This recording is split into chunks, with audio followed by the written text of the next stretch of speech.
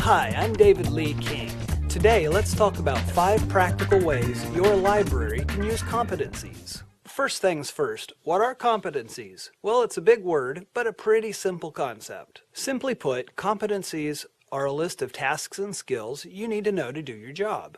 For example, I'm an IT manager, and I might have a list of tasks and skills people in my department need to know in order to do the job of managing technology in the library. I'll list 5 ways you can use competencies, but make sure to go visit webjunction.org/competencies and check out the resources there. More on that in a sec. Let's move on to number 1. Use competencies to gauge your own knowledge. As a library worker, you want to increase your own skills and knowledge, right? Maybe you're going after a new job or promotion, or maybe you simply want to increase your own skills or learn something new. Guess what? Checking out competencies is a great way to do that. Find a list of competencies and start working through them. Check off the things you know, and the things you don't know, put those on a list of things to learn. And actually set a date on your calendar to start learning them. Number 2, use competencies as a general gauge for staff. As a manager, you can take competencies one step further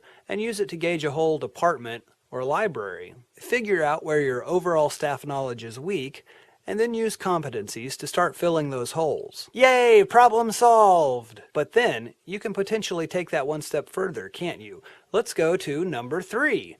Use competencies as a way to gauge staff performance, and then use that knowledge during annual performance reviews. Not yet, go away.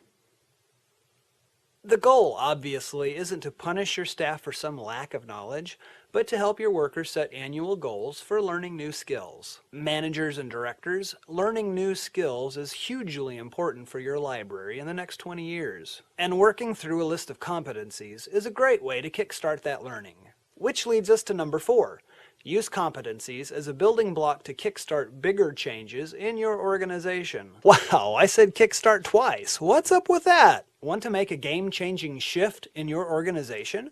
Most likely that shift will include learning new skills. Use competencies as a way to say, well, we're here now, but we want to be there. And learning these things will help us achieve our strategic goals. You're not growing if you don't have goals. Tackling a new set of competencies focused on your library's strategic initiatives can only help. Number 5, use competencies to show your value. So you've done the stuff already mentioned. You've set your staff up with competencies, you've learned new goals. What do you do next? How about this? Use those competencies to show key partners, funders, and trustees the value of your library. Explain how the addition of that knowledge adds up to a more valuable staff, which trickles down to a more valuable community resource. And then ask those key funders and partners to support that now even more valuable community resource. And a bonus, check out WebJunction's Competencies website. Okay, URL, come back now. Go to webjunction.org/competencies. Well, finish watching me first, then go here. What can you find there? You'll find some very useful resources on competencies there, including the Competencies for Libraries white paper. It's a discussion of competencies and how they're used in libraries. Then check out the Competency Index for the library field. The goal with this index is to help libraries of all types and sizes build a foundation of competencies that can help develop staff skills and knowledge and ultimately meet the needs of your community. You'll also find courses, presentations, and competency evaluations.